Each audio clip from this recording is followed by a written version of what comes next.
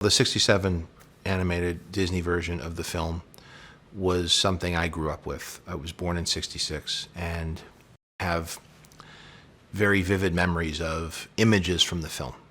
And at the time, you know, you just saw movies in theaters, but they ran for a long time. And then, you know, when I grew up and I was a child, there was no video, there was no DVD. So all the memories I have of the film were from when I first saw them as a child.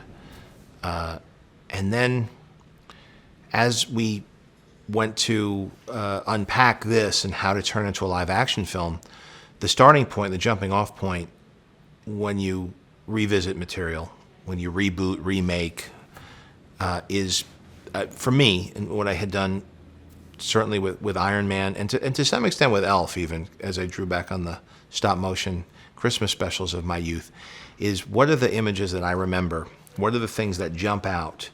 And in many ways, that's more important than watching the film again, because it's the things that stick with you that are hitting something a little bit more significant, and those are the things that I want to make sure that I don't overlook. As with all of my films, it always starts with the cast. If I have, you know, I have to have a great cast, otherwise I can't do my job. It's like a chef has to have good ingredients. If you don't have that, that's the star. They're the star of the movie. And I knew I was going to be working with Neil, who at the time I didn't know. I had a hunch, but I didn't know whether or not he was going to be who's going to anchor the film, or just be a really good, charismatic kid at the center of it. You never know when a kid's in that much of a film. I've worked with kids before. I was pretty confident, but I knew that I needed a good supporting cast around him. And I would bring Neil with me to record with these actors. I think Bill Murray's a guy who doesn't get caught up in all the trappings of his line of work, but he does endeavor to live an authentic life with really interesting experiences and dealing with interesting people in maybe a non-traditional way for Hollywood. And so I had hoped that he'd be into this, and he just dove in feet first.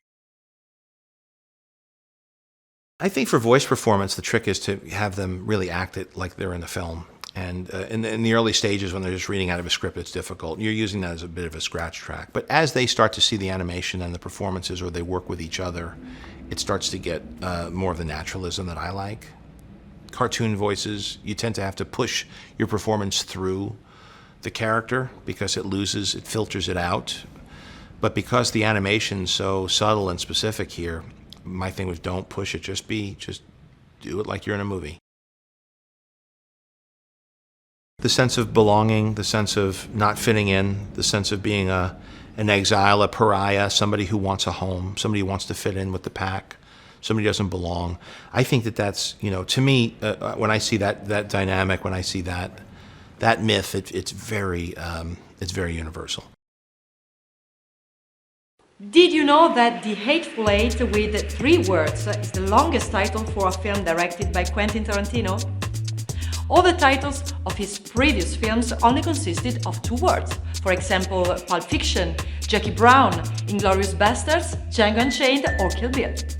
What's your favorite movie directed by Tarantino? Let me know in the comments below and click here for more cool videos. Thanks for watching. See ya!